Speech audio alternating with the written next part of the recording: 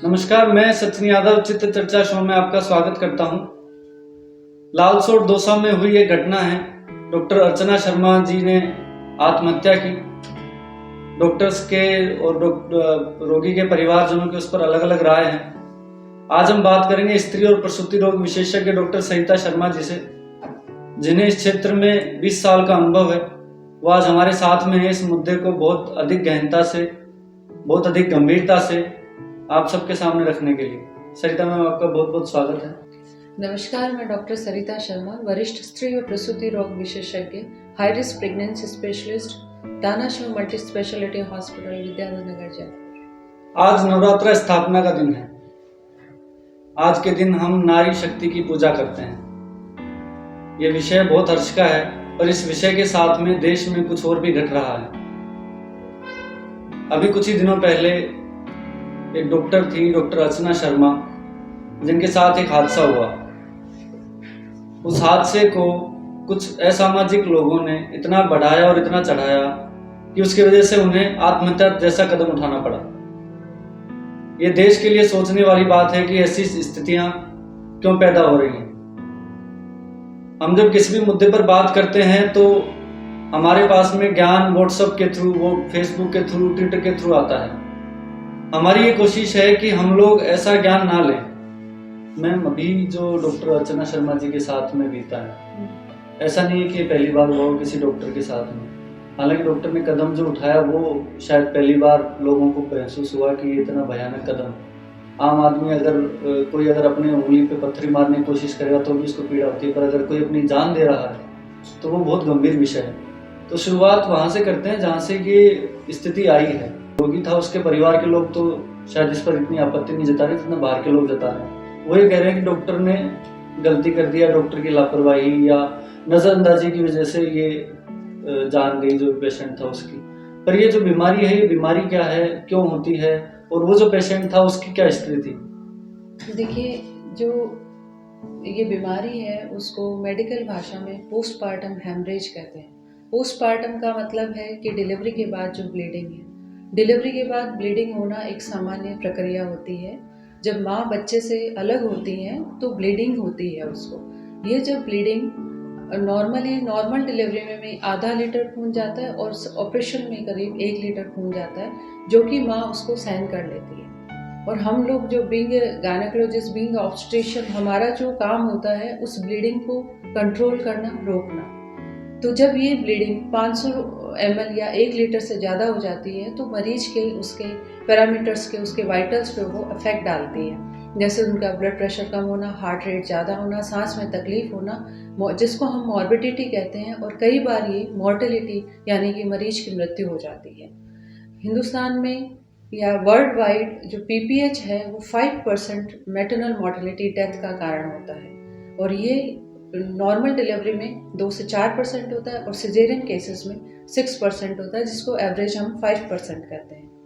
पूरे हिंदुस्तान में इसकी वजह से हर साल 40,000 औरतों की मृत्यु होती है। वो जो 40,000 मृत्यु होती है वो अब जब अपन बात करें सिजेरियन की या नॉर्मल डिलीवरी केस की, पर इसमें इस चीज़ का कितना इफेक्ट है कि वो पहली डिलीवरी है या दूसरी डिलीवरी या तीसरी डिलीवरी है? मेडिकल भाषा में जब पोस्टपार्टम हेमरेज की बात करते हैं उसके 4 कारण होते हैं। 4 T's हमें ड्यूरिंग ट्रेनिंग, ड्यूरिंग स्टडीज़ हमें बताया जाता है कि 4 T's हैं। जो पहला T है वो tone of the uterus, second है ट्रॉमा, तीसरा है टिश्यू एंड चौथा है थ्रोम्बस। ये चारों जो रीज़न होते हैं, जो कि टोन मतलब जब प्रेगनेंसी होती है तो जो बच्चेदानी का जो साइज़ है, आकार है, वो बढ़ जाता है, और डिलीवरी के बाद में उसको सिकुड़ना, कॉन्ट्रैक्ट होता है।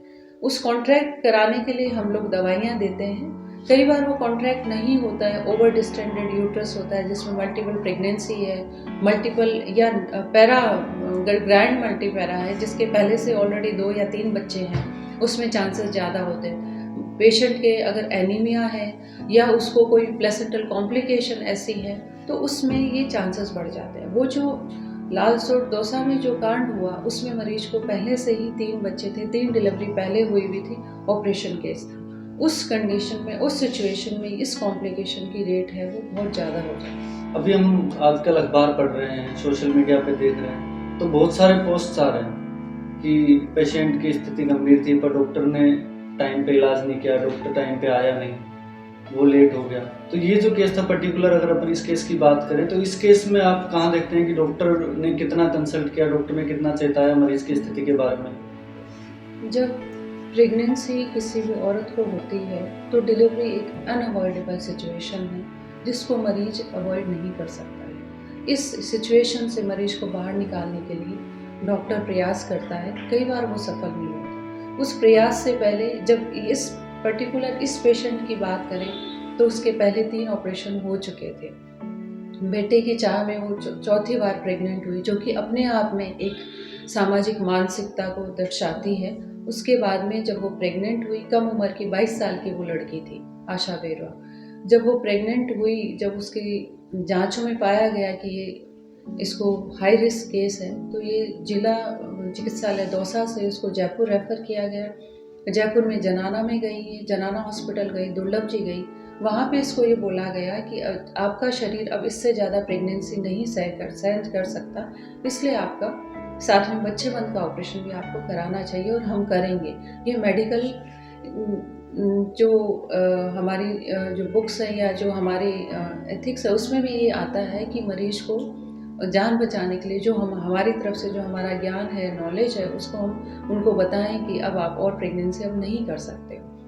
तो उनको, क्योंकि बेटे की चाह अभी भी बरकरार थी, तो वो इस ऑपरेशन वहाँ कराना नहीं चाहते थे। और पहले से उनका ऑपरेशन है, डॉक्टर अर्चना शर्मा मैम ने पहले उनका केस हैंडल किया हुआ था, तो वो वापस उन्हीं के पास आ गए कि हमें नसबंदी नहीं करवाना। तो मैडम ने उनको सहमति दे दी कि जैसा आप कहेंगे उस हिसाब से मैं आपका केस ले।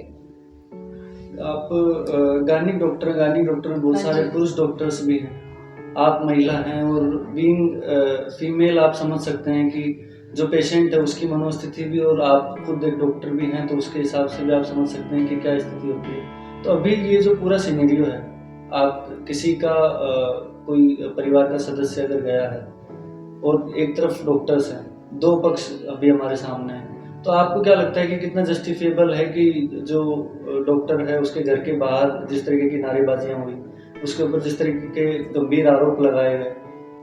आसान नहीं होता किसी के लिए भी इस तरीके के जो आरोप हैं, गंभीर आरोप जिन पर आप पर इरादतन हत्या के मामले दर्ज होते हैं, आपको सामाजिक रूप से और सोशली आपका बहिष्कार कर दिया जाता है। आप उस चीज़ से कितना सहमत हैं और आपके क्या विचार हैं?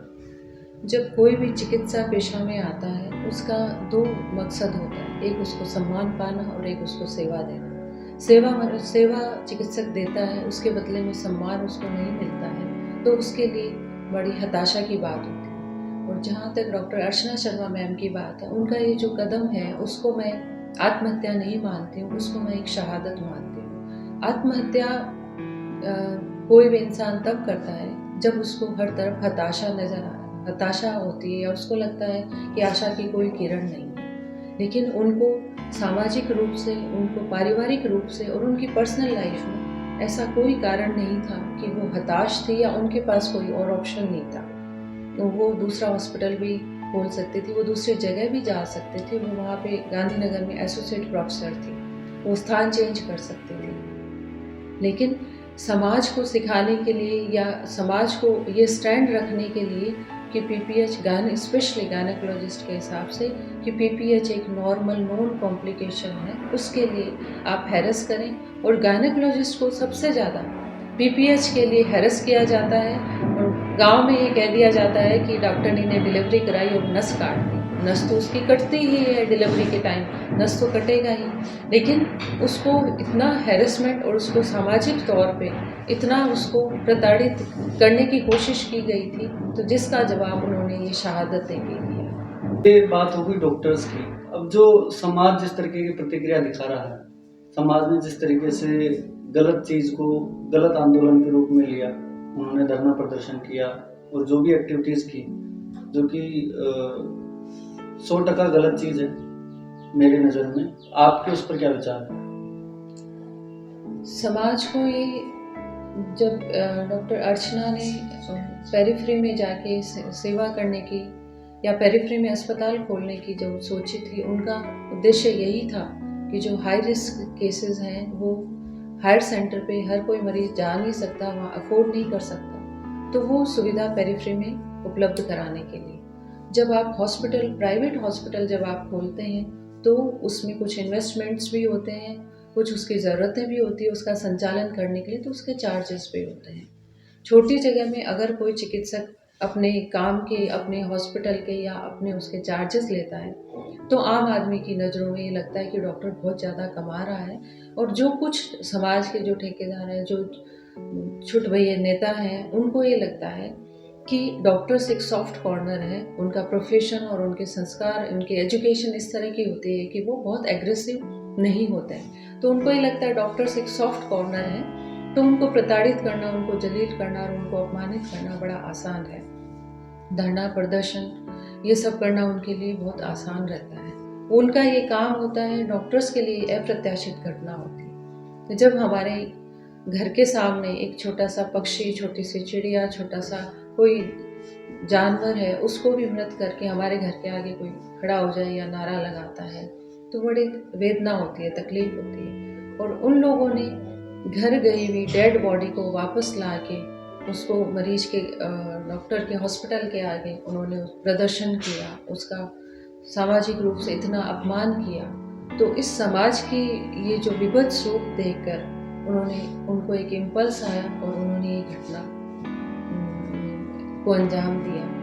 लेकिन सामाजिक जो एक सभ्य समाज के निर्माण की आज ये आवश्यकता हो गई है, आज ये समझने की ज़रूरत हो गई है कि एक चिकित्सक को सम्मान देने की ज़रूरत है, उसके काम की सराहना की ज़रूरत है, उसके काम को, उसके कॉम्प्लिकेशन को भुनाने की कोई आवश्यकता नहीं है। कोई भी इंसान जब भी कोई तरह का काम करता है, चाहे वो ड्राइविंग कर रहा है, चाहे वो कुकिंग कर रहा है, कोई भी तरह का काम करता है, उसकी कॉम्प्लिकेशन होती है। हमारा पेशा बहुत संवेदनशील है, हम समझते हैं हमारे कॉम्प्लिकेशन से किसी के परिवार की माँ, बहन या कोई सदस्य जाता है, हमारा काम है उस कॉम्प्लिकेशन को अवॉइड करना, लेकिन हम संपूर्ण रूप से 100% किसी कॉम्प्लिकेशन को रोक नहीं सकते हैं। इस बात को समाज को समझना पड़ेगा और एक संवेदनशील और सभ्य समाज के रूप में डॉक्टर से आप बात करिए। अगर आपको लगता है आपके साथ गलत हुआ है तो आप कोर्ट में जा सकते हैं, कानूनी केस लड़ सकते हैं, लेकिन धरना प्रदर्शन करना, जलील करना, सिर्फ अपने राजनीतिक फायदे के लिए करना, अभी डॉक्टर सहन नहीं करेंगे।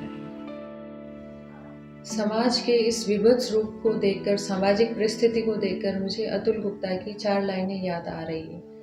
ये कैसा मंजर है, ये कैसा मंजर है अब कि प्यासा पाके गुर्राने लग गया, ये कैसा मंजर है हुआ प्यासे को देखकर थर्राने लग गया, ये कैसी हवा चल पड़ी जिस मरीज को देखकर इलाज करने का मन करता था, उस मरीज को देखकर दिल अब घबराने लगा। निर्णय सदैव मनुष्य के हाथ में होता है। हमने आपको पक्ष बताए, डॉक्टर्स का पक्ष बताया, आप खुद समाज हैं, आपको पता है कि यदि आपका कोई इंसान जाता है तो आपको कितनी पीड़ा हो सकती है, पर निर्णय हमेशा आपका होगा कि आपको वो कार्य करना है जो नीति संगत हो। जब आप अपने बच्चों को संस्कार दें, जब आप उनको बताएं कि आपने क्या मानवीय कार्य किया, तो जब आपके जो आज के कार्य हैं वो उनको बताएंगे कि उन्हें आगे क्या करना है। अगर आप इस तरीके से किसी को प्रताड़ित करेंगे तो भविष्य में जाके वो भी किसी को प्रताड़ित करेगा और हो सकता है कि वो आपको ही करे। इसलिए हमेशा कोई भी कार्य करने से पहले ये जरूर सोचें कि आप अपने आने वाली पीढ़ी को क्या संदेश देकर जाएंगे। डॉक्टर समाज का हिस्सा हैं, डॉक्टर समाज के जन्म में शामिल होते हैं। इंसान के लिए 2 घटनाएं बहुत महत्वपूर्ण हैं, जन्म और मृत्यु। मृत्यु जिस पर किसी का कोई अंकुश नहीं है, ना उसके बारे में कोई तैयारी होती है, ना उसका किसी को पता होता है, पर जन्म एक ऐसी घटना है जिसको घटित करवाने के लिए आदमी पहले से ही इतनी सोच और इतने विचार करके रखता है। और हम दुनिया में आने के लिए हमें जरूरत पड़ती है उस डॉक्टर की, उस नर्सिंग स्टाफ की, उस हॉस्पिटल की। और अगर हम उन लोगों के साथ इस तरीके का व्यवहार करेंगे तो ये कतई नीति संगत नहीं है। मैं आप सभी लोगों से निवेदन करता हूँ कि इस घटना को गंभीरता से लें और इसके बारे में विचार करें। धन्यवाद।